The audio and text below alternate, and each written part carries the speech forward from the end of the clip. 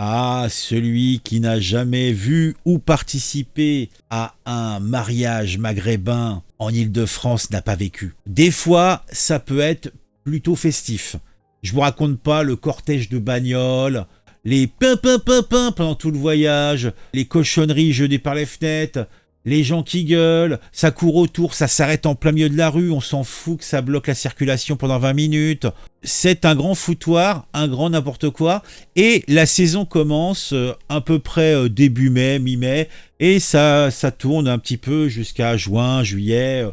Tous les week-ends, t'en as. On comprend bien que c'est le plus beau jour de leur vie de pas mal de gens, mais les invités sont souvent un petit peu prime sautier au-delà du raisonnable. Et là, à Boissy-Salagé, Boissy-Salagé c'est en Ile-de-France, c'est dans le Val-de-Marne, on a un mariage communautaire, cette fois-ci marocain, d'un policier qui s'est conclu par la garde à vue de 2 personnes, puisqu'ils avaient exhibé une ou des armes à feu.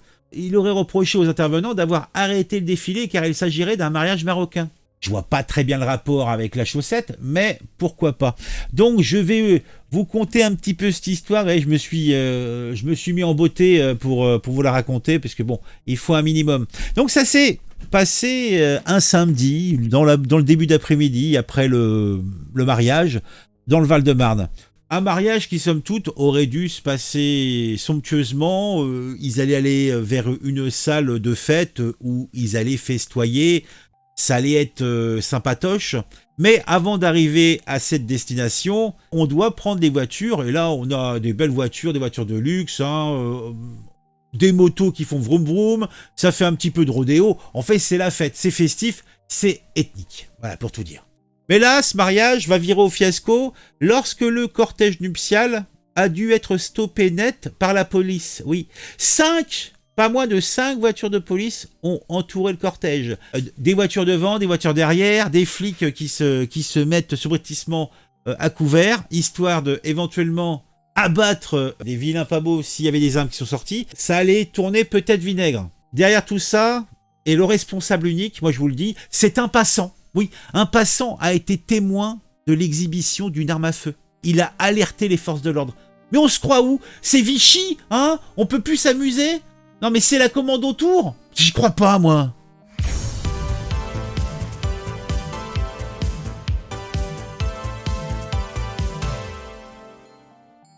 En effet, un passant témoin d'une exhibition d'armes à feu a alerté les forces de l'ordre.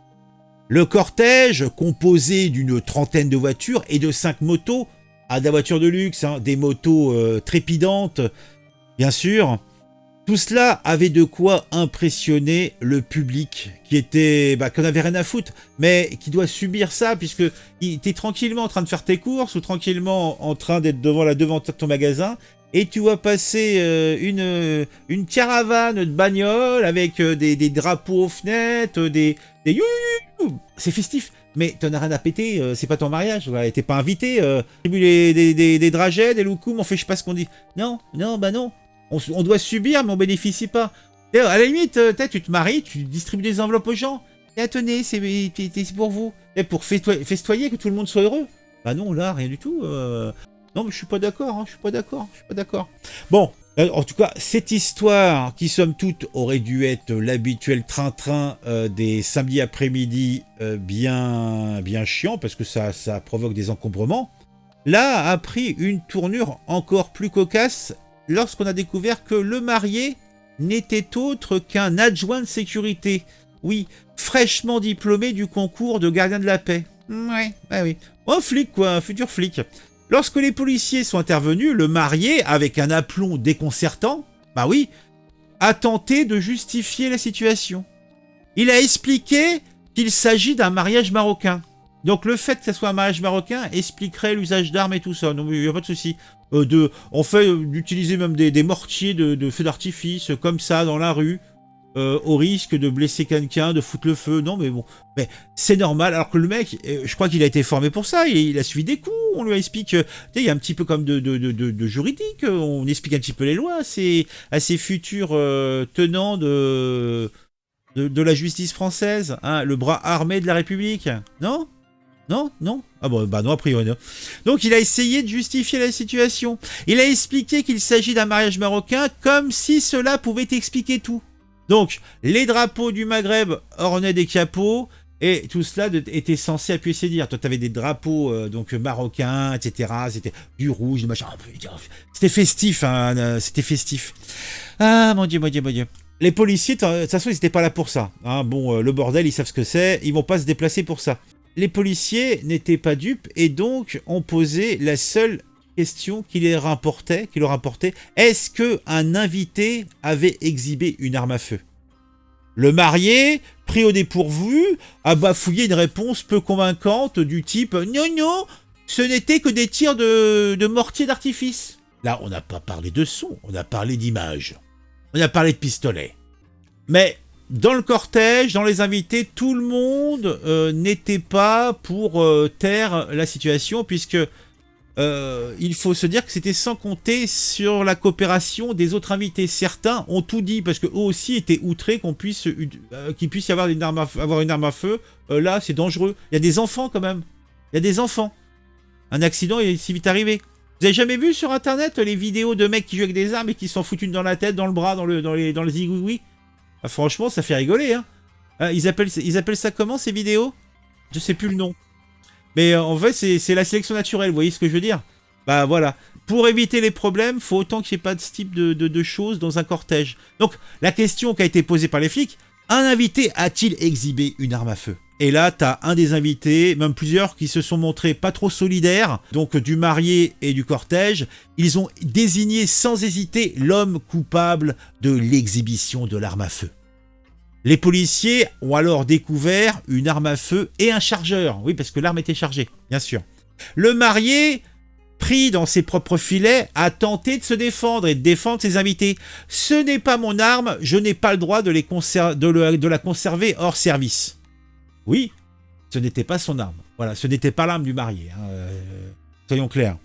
Mais il a essayé de défendre un de ses invités. C'était peut-être son beau-frère, c'était peut-être un cousin, c'était peut-être un invité, on n'en sait rien. Par contre, il commence mal sa carrière, le bonhomme. Je veux pas dire, mais bon, c'est un petit peu limite, hein. Ah, je te jure. Finalement, 2 invités se sont retrouvés en garde à vue, laissant le marié et sa promise reprendre la route, probablement avec un goût amer dans la bouche. Mais bon, quelques loukoums savoureux corrigeront le problème. Après tout, qui aurait cru que son mariage se terminerait par une arrestation? Certainement pas lui, qui pensait sans doute que sa carrière dans les forces de l'ordre lui épargnerait ce genre de désagrément. Eh bien non, sache-le. Moi personnellement aussi, je reste quand même un petit peu pensif sur les individus qui fournissent les troupes dans la police nationale. Si le gars, il a même pas commencé sa carrière, il est déjà à réfléchir à des passe-droits. Ah ouais, mais c'est mon mariage. Ah non, mais c'est des feux d'artifice. Est-ce que ce gars a sa place dans la police nationale? Et il faut peut-être se poser sur des questions sur les personnes qui font partie des services nationaux, de la police. J'ai comme un doute. Dites-moi en commentaire ce que vous pensez de tout ça. Dites-moi si vous avez déjà vécu ce type de mariage un petit peu envahissant dans la voie publique. Après, bon, on a déjà eu des mariages à la Kalachnikov, hein, mais normalement, c'est plutôt une technique nous venant d'Afghanistan. En France, c'est pas trop le truc, quoi. Mettez-moi un j'aime, mettez-moi un commentaire, dites-moi ce que vous pensez de tout ça. Et puis, vous pouvez, si vous le souhaitez, vous abonner à la chaîne, vous connaissez l'histoire. Si vous aimez ce que je fais et que vous ne l'avez pas encore fait, cliquez sur abonner et puis activez la petite cloche. Sachez que nous avons plus de 80% des gens qui regardent les vidéos régulièrement qui ne sont pas abonnés à la chaîne. Et ça me laisse songeur, ça me laisse pensif. Allez, à très vite pour une nouvelle vidéo sur un sujet qui m'aura intéressé et qui, je l'espère, vous intéressera aussi.